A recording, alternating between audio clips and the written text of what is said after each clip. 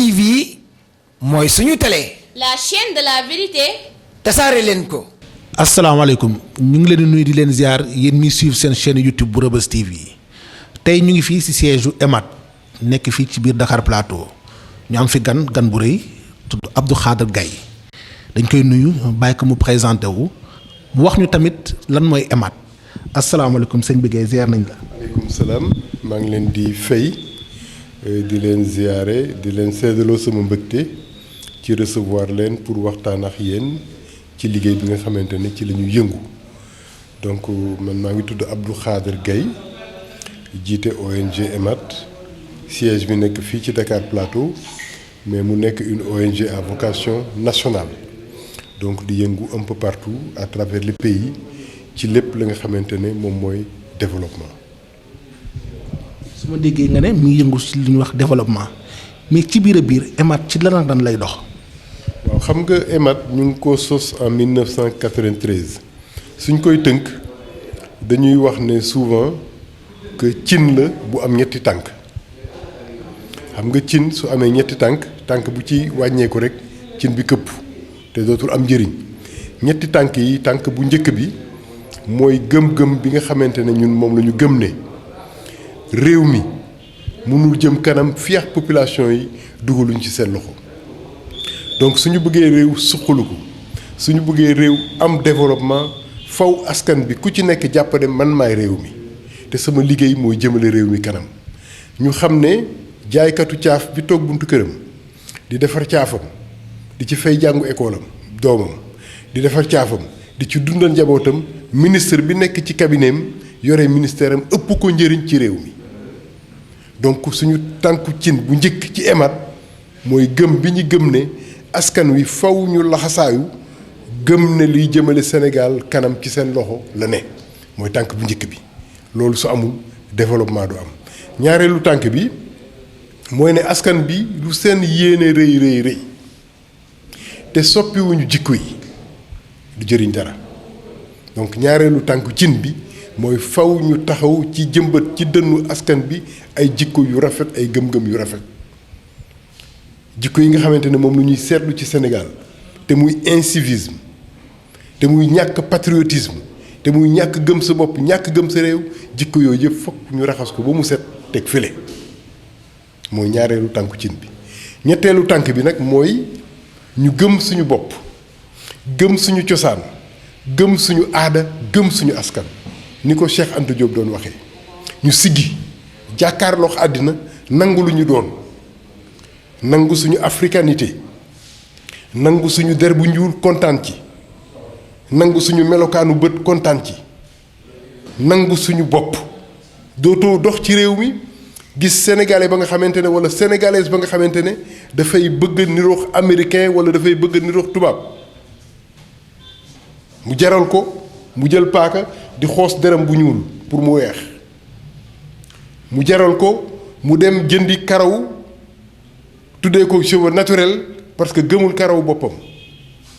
mu jaral ko mu dem jël lentille de protection dugal ko ci bëtam pour làq melokaanu bëtam loolu li muy wane ne mooy askan bi askan bu sëngeem la askan bu sëgg la askan bu xeeb boppam par rapport ak le reste de l'humanité tant que ñetti ponk yooyu réglé wuñ ko ñun gëmuñu développement moo tax soo nee EMAD ci ñetti ponk yooyu la taxaw bu njëkk bi mooy askan bi sóob seen loxo ci liy jëmale réew mi kanam ñaareel bi mooy ñu soppi jikko yi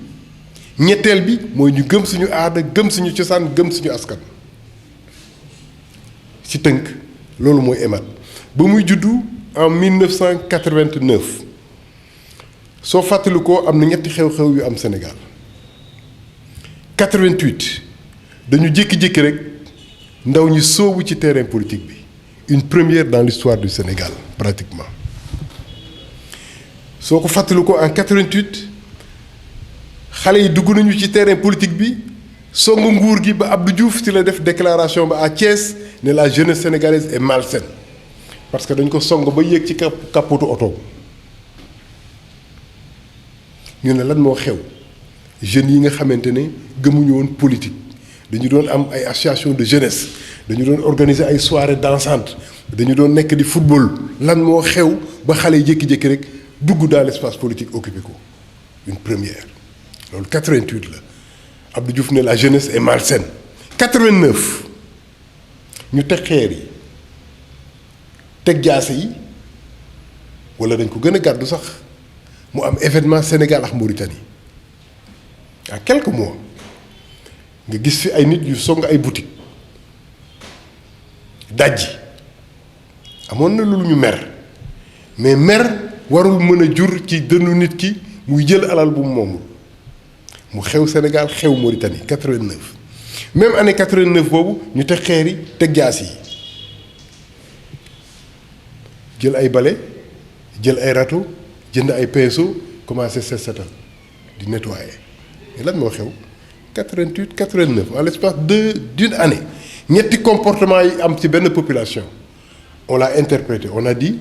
que c'était une façon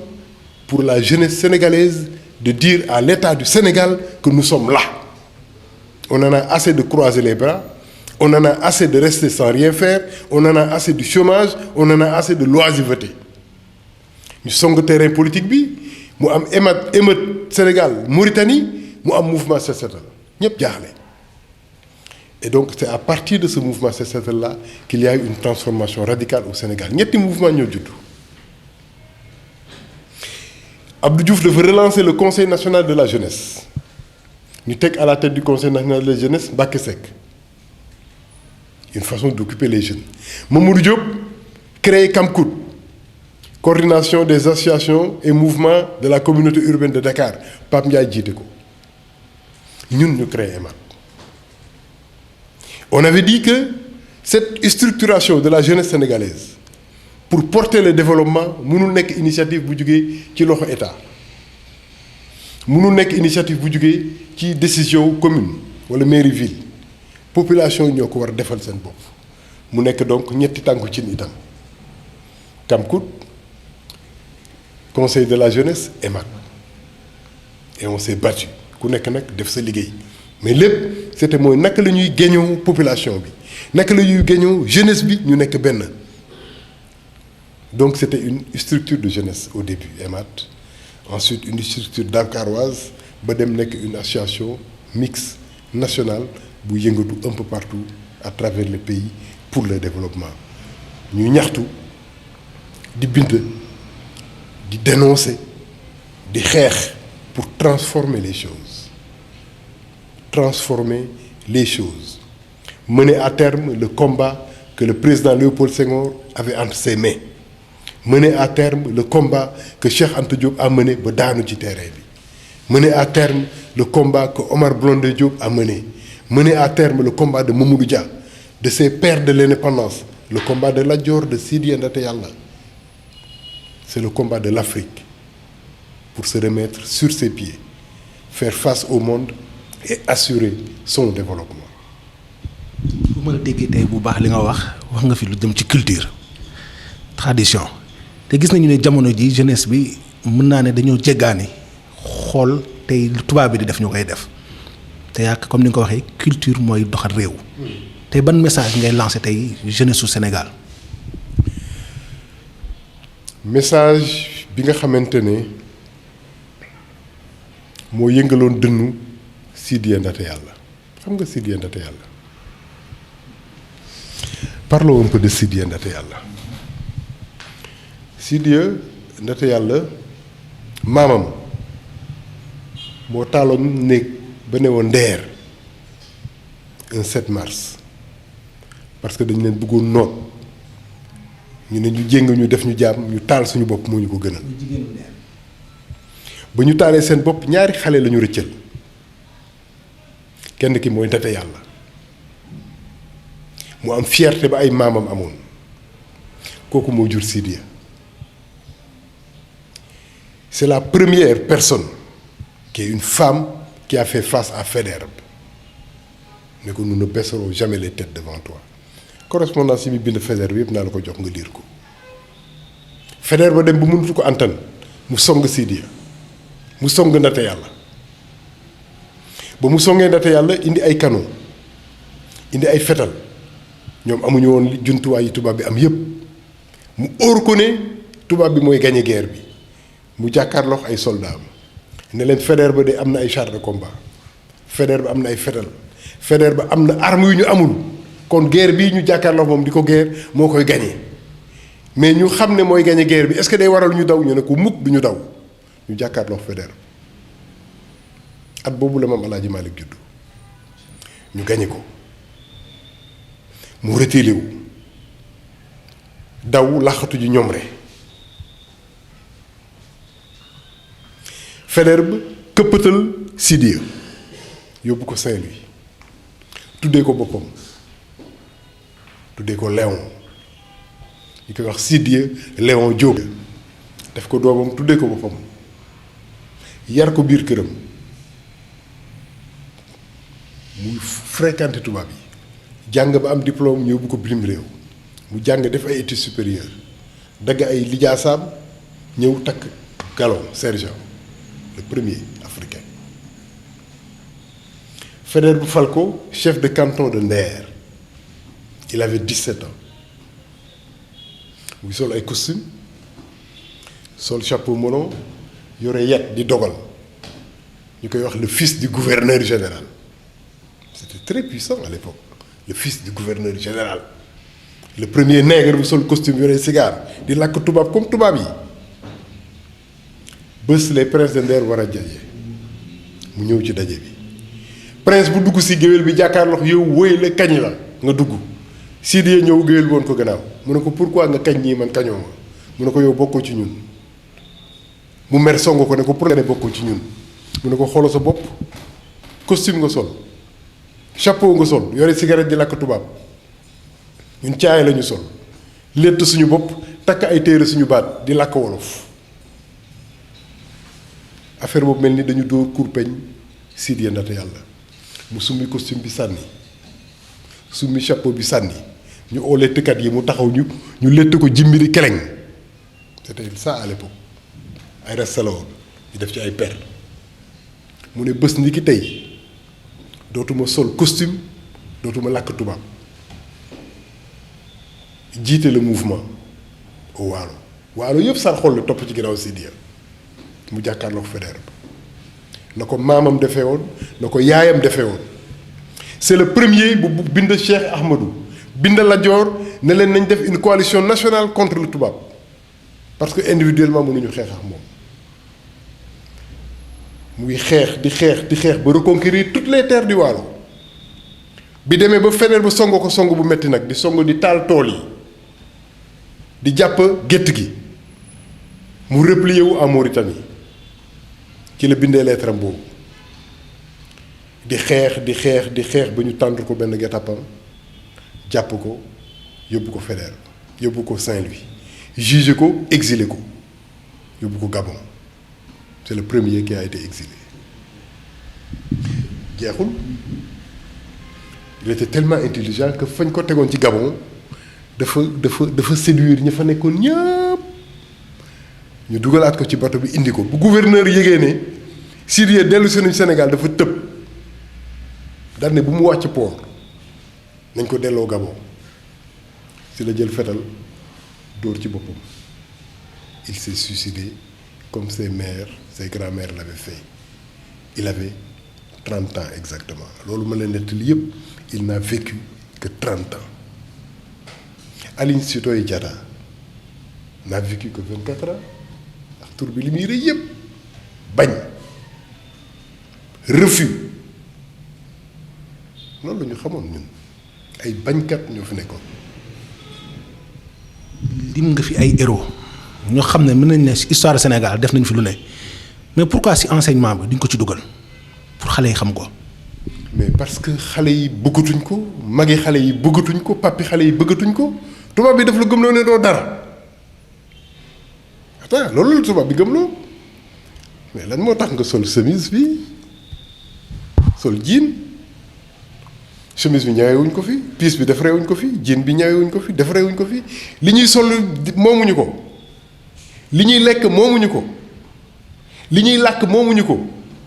livre bi ñuy jàng binduñu ko woy bi ñuy woy fentuñu ko guitare bi ñuy utiliser xamuñu ko mais ñun ñooy ñan nous sommes des zéros dans l'histoire du monde, des néants historiques. C'est ça la vérité. moo tax suñu la waxee Napoléon Bonaparte nga fottasu suñu la nee Alexandre le Grand nga fottasu mais xamoo yaay kan sa papa xamul mooy kan sa maam xamul mooy kan weddi nga sa bopp tey ngay gis au Sénégal sénégalais buy wax di làkk accent dañuy tiitaroo ne dégguma wolof xaw ma nu ñu koy waxee ci wolof dañ koy tiitaroo léegi. Quand on parle on roule les airs sa doom sama doom dañuy rouler accent bi sax dañ koy weddi c'est ça le Sénégal d'aujourd'hui donc su may wax ak sénégalais yi jeunes yi ak mag ñi mooy nañ taxaw ci seetu bi ñu xool suñu xaru kanam xàmmee suñu bopp ci àddina bi xam suñu histoire xam kan mooy nit ku ñuul xam lan mooy Afrique ban rôle la joué ci àddina bi fonk suñu bopp en tant que nit ku ñuul fonk suñu bopp en tant que africain mais fonk suñu bopp en tant que nit tout court du question jongante pour wax ne maa gën tubaab bi wala lii nous sommes des êtres humains mais suñu partager humanité bi ba pare ku nekk dafa am ay particularités yu lay distinguer c'est ça l'identité et soo xamee sa bopp nag ñu xam la ma nangu li nga doon y a une comédienne qui a traité les gens de villageois si benn émission waaw mu wax kaw Sénégal yépp émouvoir parce que am na ñu mu traité de kaw mais attends émouvoir ñu ci wedd gi mu weddi boppam mais man nga ne ma kaw laa du ma mer mais su fekkee ne yow gëmoo sa deru yaram gëmoo sa karaw gi nga doon gëmoo sa làkk mais attends ñun ñëpp ay kaw lañu mais kaw lan lay firi c'est quoi le kaw véritablement donc c'est des interrogations qu'on doit poser donc soo ma nee looy wax ndaw ñi dama lan la ñuy wax ndaw ñi wax ko mag ñi wax ko suñu bopp moom la Cheikh Anta waxoon tant que sëngéem gi ñu tubaab bi sëngéemloo ba ñu gëm ne nous sommes des zéros dans l'histoire de l'humanité siggiwuñu xam ne nous avons contribué à façonner cette humanité-là ñu xam ne nit ci boppam Afrique la juddoo le jardin d'Éden était en Afrique fii la nit jugee conquérir tous les autres continents du monde. La civilisation est née en Égypte Égypte ba civilisation bi juddee c'est une Égypte nègre ñu transformer leen parce que lépp lu baax dañ ne ku weex ko defar donc dañu weexoon ñu jël Jésus def ko mu weex wutal ko bët yu bleu tous les prophètes sont blancs tous les savants sont blancs ceux qui ont construit l'histoire du monde c'est la race blanche donc loolu lu ñu war a weddi gëm suñu bopp siggi suñu gëmee suñu bopp siggi nag ñu gëm ne ñun ñëpp war nañu dugal suñu loxo ci luy jëmale réew mi kanam jikko yi nga xamante ne mooy jikko yu ñaaw ak tayal ak bëgg alal ak bëgg àddina bi ñu jëmbat suñu xol ba suñu biir di lekk suñu xol suñu biir di lekk suñu xel parce que tey jii soo ñëwee Sénégal koo tàllal micro ne ko lan loo bëgg mu ne dama bëgg a tekki